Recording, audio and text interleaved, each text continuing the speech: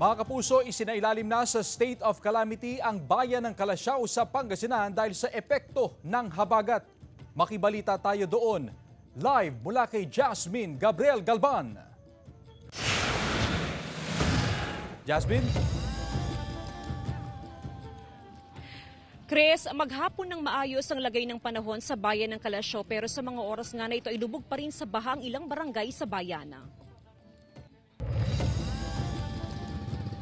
Hanggang dibdib na ang baha sa bahay ni Aling Victoria mula sa barangay Talibao, Calasiao, Pangasinan.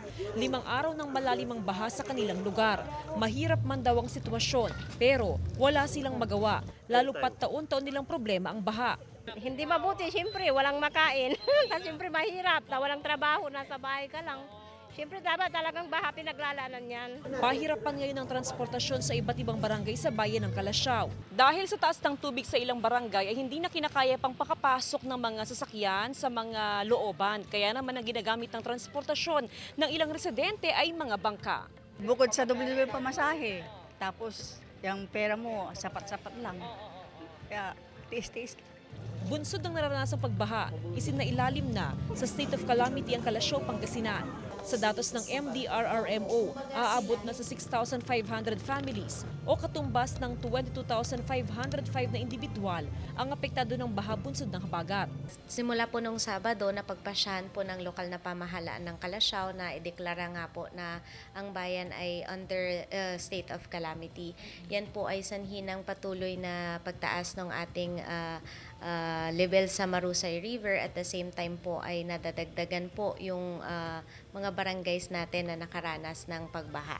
4 na pamilya katumbas ng 19 na individual ang nasa mga evacuation center. Sa ngayon, 16 na barangay ang binaha.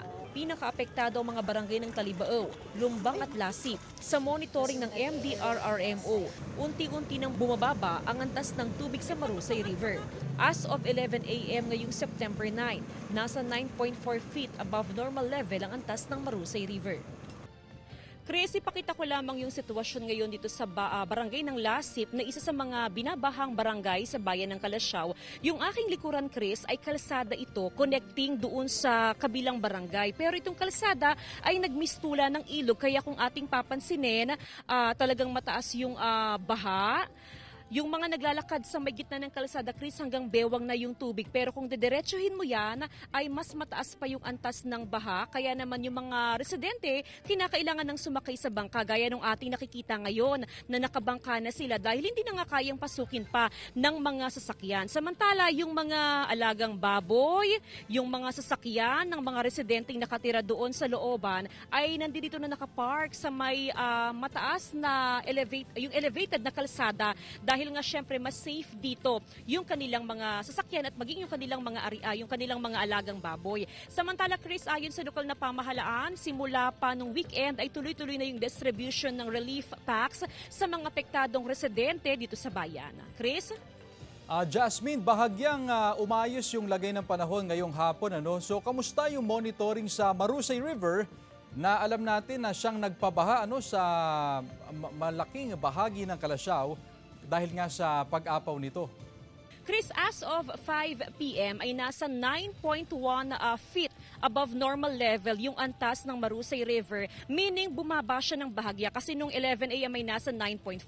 Paglilinaw lamang, Chris, na hindi pa umapaw yung Marusay River. Never pa yan na umapaw since nung naghabagat dahil ang pag-apaw niya na ito ay nasa above 10 feet. So never pa yan na umapaw. So yung mga pagbahang na experience sa iba't ibang mga barangay ay dala lamang yan ng napakalakas na buhos ng ulan at syempre kung sila ay tributary ng Marusay River, meron lamang na kumbaga parang portion na medyo mataas kaya binaha ang ilan sa mga barangay dito sa bayan ng Calasiao, Chris. Yung mga lugar na sinasabi mong bahain, Jasmine, meron pa ba tayong inaasahan na mga tubig na manggagaling sa mga upland na magiging dahilan nga nung pagtaas pa ng antas ng tubig sa ilog at of course, magpatagal pa doon sa nararanasan nilang baha?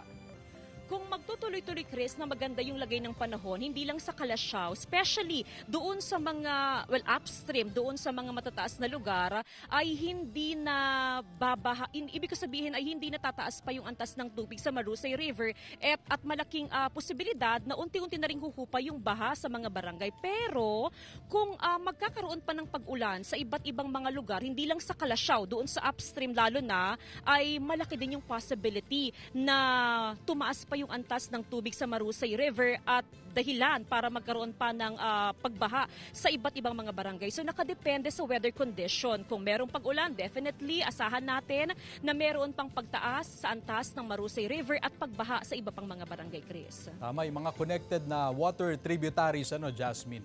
Maraming salamat, Jasmine Gabriel Galban.